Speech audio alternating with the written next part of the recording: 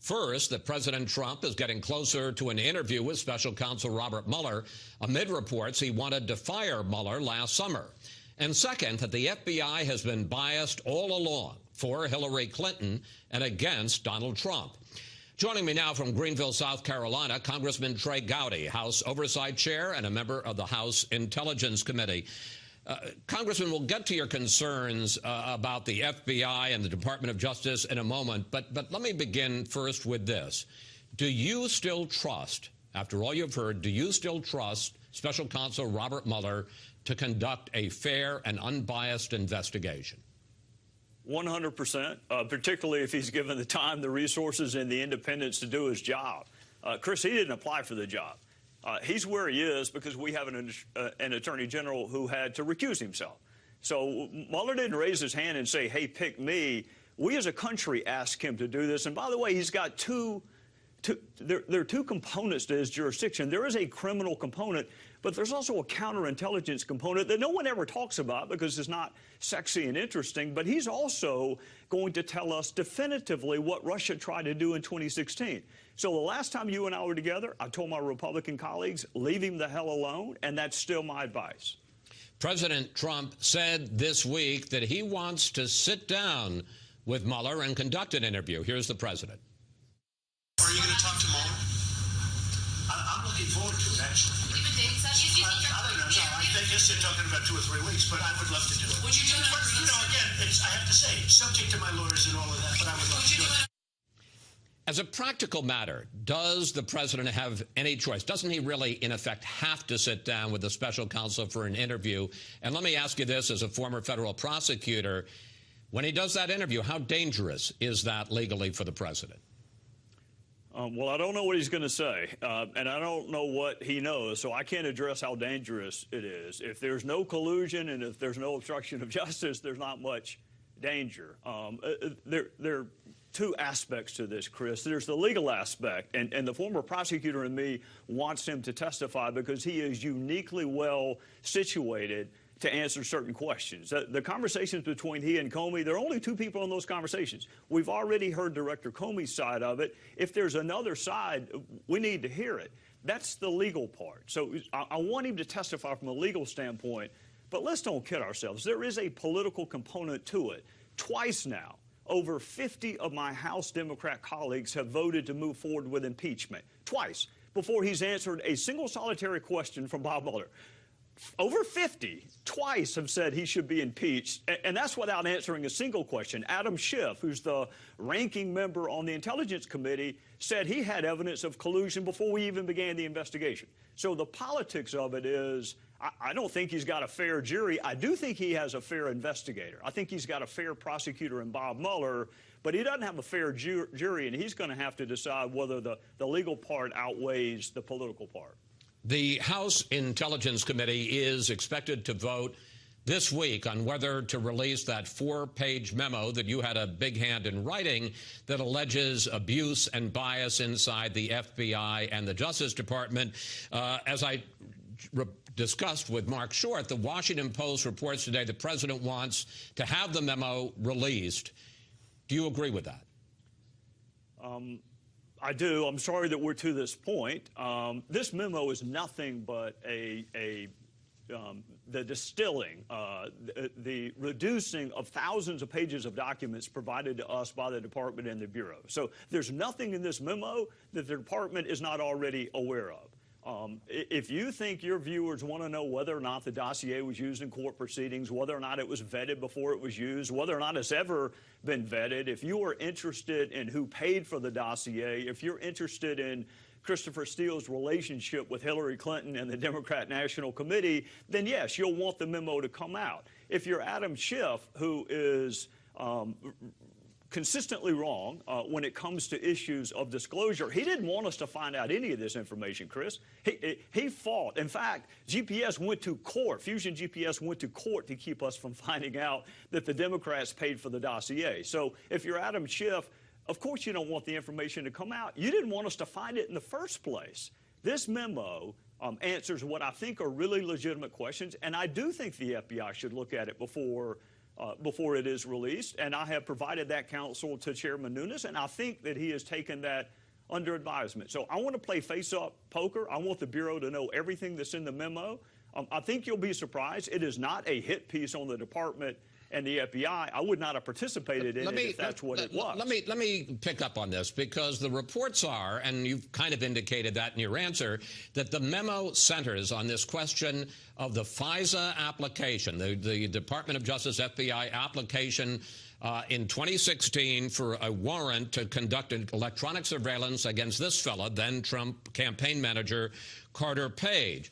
Your complaint, according to reports, is that you say that when they made that application, they didn't talk about the role of the Russia dossier, and especially the fact that it was opposition research paid for by the Clinton campaign. The Democrats, and yes, Adam Schiff is leading the charge, say you're cherry-picking the information. One, that the FISA warrant on it, Carter Page, is not as central as you're making it. And two, that there was a lot more in the application than just the dossier, that the FBI did not rely just on the dossier to get the warrant. Well, I can't even confirm for you that there is a FISA warrant, and I can't confirm for you who it's on, because that is classified, and I'm not going to disseminate classified information. I'll just ask you again, are you interested in whether or not the world's premier law enforcement agency relied on a work product produced, paid for by the Democrat National Committee? Are you interested in whether or not I guess the question I'm just asking is this, sir.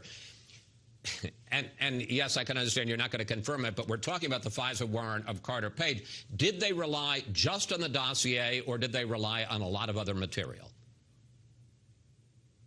Well, for me to answer that question is confirmation that there is one. Let me ask you this, Chris. If they relied on it half, is that significant enough for the American people to know? If they relied on it at all, do you want to know that? If you're the judge, do you want to know if a third of what you're providing to the court was paid for by a political opponent? So whether it was relied upon 80% or 20%, do you want to know that the Democrat National Committee paid for material that was never vetted, that was included in a court proceeding? Do you want to know whether or not the primary source in these court proceedings had a bias against one candidate? Do you want to know whether or not he said he'd do anything to keep that candidate from becoming elected president? I want to, and I don't mean to interrupt, sir, but I got two more questions I want to get to, and we're running out of time, because I want to address those texts between Lisa Page and Peter Strzok, who were two key figures in both the Clinton and Trump investigations. In February of 2016, during the Clinton email probe, Page sends this text: "One more thing, she, Clinton, might be our next president. The last thing you need, us going in there loaded for bear." You think she's going to remember or care that it was more DOJ, Department of Justice, than FBI? Strzok responds, "Agreed. I called Bill and relayed what we discussed. He agrees. I will email you," and redacted, same. The real question I have is that there's no question that is a deeply troubling political bias expressed by two FBI officials. I guess the question I have is, did Strzok and Page have the power to protect Clinton on the one hand and to get Trump on the other?